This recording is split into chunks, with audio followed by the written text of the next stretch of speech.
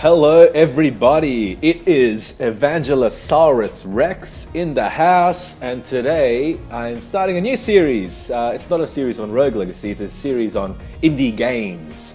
I have a friend called Rongo Drongo, Drongo for short, who doesn't really like indie games. He thinks they're overrated, and I don't blame him because I don't think he's played the cream of the crop, but I don't think he's seen enough to judge them well or accurately.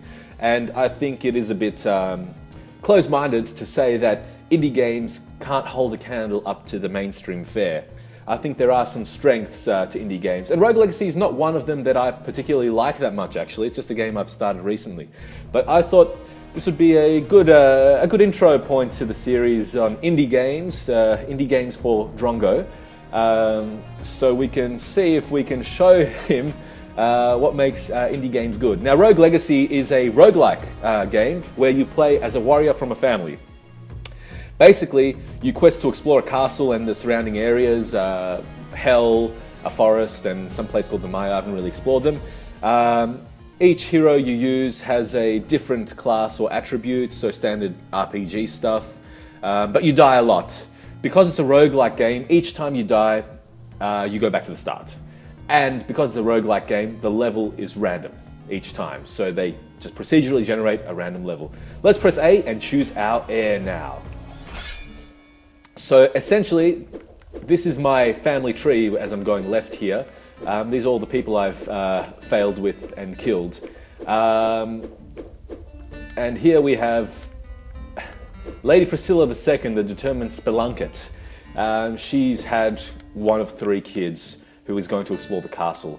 I've got 2 shinobi and 1 archmage. I'm not very good with any of these classes, so I will just choose one that doesn't have bad traits. So when you look at traits, they change the game. It's actually quite fun. It's got a bit of a comedy. Sorry, I've been coughing a bit. I just choked on Yakult before, and I think some Yakult is in my left lung right now. Anyway, there is a number of abilities. So the Bold and the Beautiful.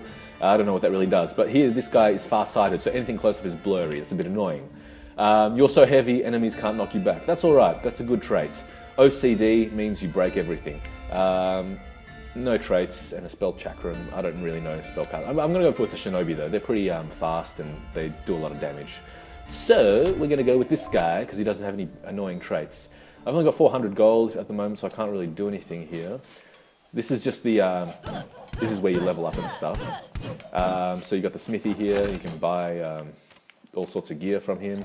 It's good to spend your money if you've got money because let's just buy this, but not equip it. Let's equip this still. Because as you get to this guy who lets you into the levels, into the castle, this frickin' Jew takes all your money. Well, he's not a Jew, but he takes your money because let's say 70% of your money into the castle. It used to be 100%. Now I've upgraded it so it's only 70%. Just a note there. I don't think I think that whole Jewish stereotype, Jews like money, is stupid. I talk about it a bit in my Dark Souls playthrough, and which hasn't been uploaded actually that bit yet. But I talk about it a bit in my Dark Souls playthrough, where, you know, who doesn't like money, you know? Not just saying we're all greedy people, but I know I've got a few Jewish friends and, you know, they spend their money. It's like they're stingy. So, yeah, stupid stereotype. Anyway, I'm getting a bit off point now. This level I've never seen before because the levels are procedurally generated. I hate these paintings because they come to life and they hit you. Not all of them. So, yeah, roguelike. That's one thing that I've only really seen in indie games. Crap, these things are... in indie games. Roguelike, essentially, it might be too daring to do in a mainstream game. So I think one of the advantages indie games have over mainstream games is they can experiment a bit more. So, just to clarify, roguelike meaning they can create these games where the levels are randomly generated and your hero dies. Now this painting will come to life. It's a boss I've never beaten before. I might just try. I don't care if I die, I can show you. Yes, here we go. You were slain. So, yeah, I'm dead. So now we go back to the start. And we choose another. I'm going to go with Barbarian. I like Barbarians. They got a lot of health. I don't know what no foot pulse means as that trait. 2 left hands can't cast spell. I don't use spells anyway. I just want to find out what this foot pulse does. So we're going to be Sir Dude the Third. I've still got barely any dough, so let's see if I can waste it on something else. Otherwise, that guy's going to steal all my money. Looks like he's going to steal all my money. Yeah, take it. Okay. Now we will be in a completely different level. This first part stays the same, and this is your ultimate goal, to go through this door. But the rest of it stays the same. Oh, sorry, the rest of it's different. Okay, so we are going through here. So there you go, roguelike. Different level each time. Makes the games interesting. Now, the second thing that I find indie games have over mainstream games is the focus is always on the gameplay. It's not on the graphics and stuff. Look at this cool stuff I can do. The gameplay is, yeah, it's great. I mean, because of that, they can be a lot harder. And maybe that's why that's not done so much in mainstream games. God, I'm not doing very well. Talking into the mic really stuffs you up as well. Oh crap, didn't see that coming. No! Okay, so we get some gold. So this is like a gold collecting run for me. Essentially, when you go through the level, you want to achieve... You either want to collect as much gold as possible, and I usually try to get 2,000, 3,000. So I'm not doing very well because I'm already, you know, low on health.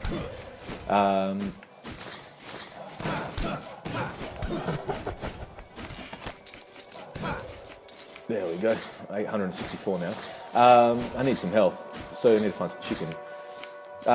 Yes, the focus is always on the gameplay. So let's compare it to, let's say, a big mainstream game like Uncharted 4. I did well there.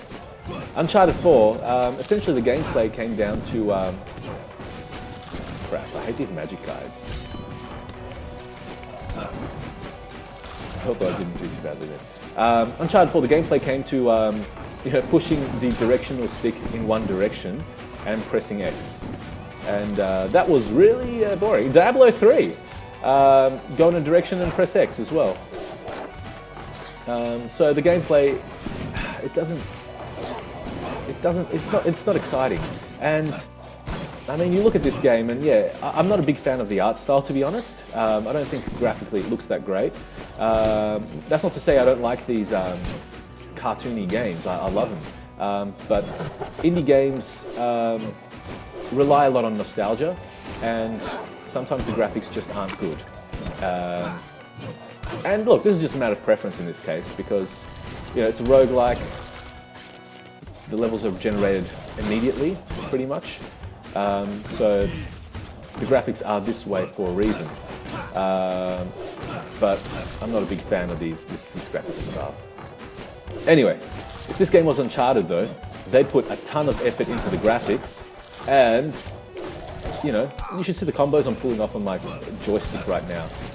The directions and the buttons and the triggers and everything I'm pushing. It's crazy. Do you know who else makes crazy games like this? Just Nintendo, freaking Nintendo. Donkey Kong Country Tropical Freeze. I mean, there aren't many... Dark Souls. Dark Souls is another good one. So there are mainstream games that... I'm not saying mainstream games are worse than indie games. I'm not saying indie games are better than mainstream games. On the contrary. But I think you should group them together. Oh crap, this guy's massive. Massive like massive.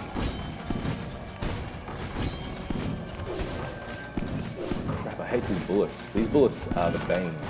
The bane.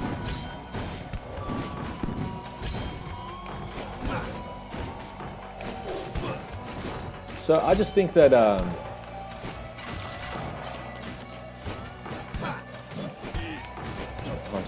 almost dead. I think that if you were to compile a list of the best indie game, the best games released in a month, idiots, you shouldn't really differentiate between, you know, you should just put indie game. You shouldn't differentiate between indie games and mainstream games. It should just be games. Games are good. Okay, so an indie game might place third place or something on a list of the best games. It might come first. Who knows? But I just think you should group them together because indie games have a lot to offer, gameplay wise. I haven't really been able to show off this game much because I just keep dying. But yeah, I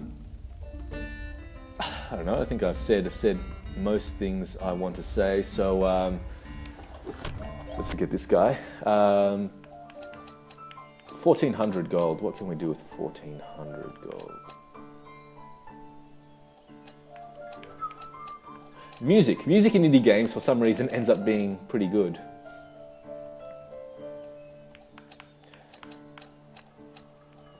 I want to spend as much gold as I can. Here we go.